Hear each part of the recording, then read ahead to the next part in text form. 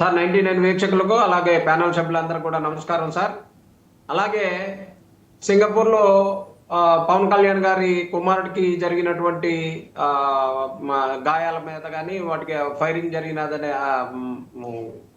దాని మీద వైఎస్ఆర్ కాంగ్రెస్ పార్టీ అధ్యక్షులు జగన్మోహన్ రెడ్డి గారు కూడా వారి యొక్క త్వరగా కోలుకోవాలని ఆయన కూడా కాంక్షించడం జరిగింది. అలాగే వైఎస్ఆర్ కాంగ్రెస్ పార్టీ తరఫున ఆ బాబు త్వరగా కోలుకోవాలని పవన్ కళ్యాణ్ గారు కూడా దాని మీద త్వరగా ఆయన మళ్ళీ ప్రజల్లో సేవ చేసేదానికి రావాలని చెప్పేసి కోరుకుంటా ఉన్నాం సార్. రఫీ గారు, సయ్యద్ రఫీ గారు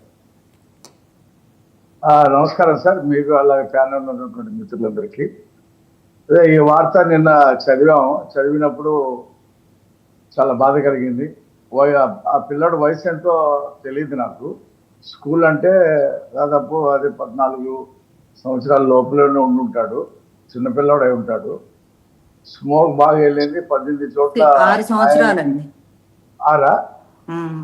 అదే 6 అంటే 4th క్లాస్ అలా చదువుతూ ఉంటుంది, 3rd క్లాస్ 4th క్లాస్. అయితే విశేషం ఏంటంటే సింగపూర్ లాంటి ఒక భద్రత బాగా ఉండేటువంటి ఏరియా. నేను వెళ్ళాను, సింగపూర్లో ఉన్నాను నేను. కానీ అక్కడ ఇలాంటి ప్రమాదం జరగటం అనేది ఆశ్చర్యం కలిగింది. ఎందుకంటే చాలా మెజర్స్ తీసుకుంటారు వాళ్ళు. రెండోది ఏంటంటే సింగపూర్లో హాస్పిటల్స్ కూడా చాలా పెద్ద హాస్పిటల్స్ ఉన్నాయి, డాక్టర్స్ కూడా మంచి డాక్టర్స్ ఉన్నారు. పిల్లోడు తొందరగానే కోలుకుంటాడని చెప్పి నేను ఆశాభావం వ్యక్తం చేస్తున్నాను. పొగ పీల్చడం వల్ల కొంతమంది, ఒక అబ్బాయి కూడా చనిపోయాడని చెప్పి నేను చదివాను. ఈ పిల్లాడు పరిస్థితి బాగానే ఉంది. గాయాలు అయితే మామూలుగా కానీ లోపల ఈ పొగని బయటికి తీస్తున్నారు. ఆ పొగ అంతా కూడా బయటికి వచ్చేసిందంటే మామూలు నార్మల్ పొజిషన్కి వచ్చేస్తారు, తొందరలోనే కోలుకుంటాడని నేను ఆశాభావం వ్యక్తం చేస్తాను. రైట్. నాగార్జున గారు, కష్టపడి నాగార్జున గారు.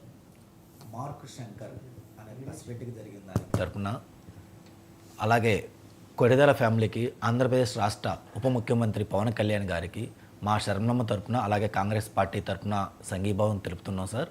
తొందరగా ఆ పసిబిడ్డ కోలుకోవాలని చెప్పి ఆ దేవుని ప్రార్థిస్తున్నాం సార్. రైట్. ఇంకా మిగిలిన అంశాల జోలికి వస్తే, కృష్ణాంజనేయులు గారు, మేము తలుచుకుంటే నువ్వు అడుగు పెట్టలేవు. ఏంటి ఈ వార్నింగ్స్ ఏంటి? పరిటాల సునీత గారు ఆవిడ ఏం మాట్లాడారు ఒకసారి చూసి మీ దగ్గరకు వద్దాం. ఈరోజు జగన్ రెడ్డి వస్తున్నాడు, పులివెందుల ఎమ్మెల్యే వస్తున్నారని పోలీసులు కూడా రెడ్ కార్పెట్ వేసి ఆహ్వానించినారు. ఆ రోజు మా నాయకుడు చంద్రబాబు నాయుడు గారు ఎక్కడికి వెళ్ళినా దాదాపు 74 సంవత్సరాలు క్యాన్వాస్ ప్రచారాలకు ఏదైనా ప్రోగ్రాములు పోయినా లైట్లు ఆఫ్ చేసి నడిపించిన రోజులు కూడా మేము కళ్ళారా మాకు కళ్ళకు కట్టినట్లున్నాయి. ఆ విధంగా మేము కూడా చేయకోకుండా జగన్ రెడ్డి వచ్చినప్పుడు రెడ్ కార్పెట్ వేసి పోలీసుల్ని ఎక్కడ ఇబ్బంది లేకోకుండా వచ్చిన వాళ్ళ కార్యకర్తలు కూడా పంపించమని చెప్పిన నాయకుడు మా నాయకుడు చంద్రబాబు నాయుడు గారు. పోలీసు కూడా అదే విధంగా చేశారు. మరి పోలీసుని ఎందుకు టార్గెట్ చేస్తున్నారో అర్థం, అంటే నీకు రెడ్ కార్పెట్ వేసిన దానిక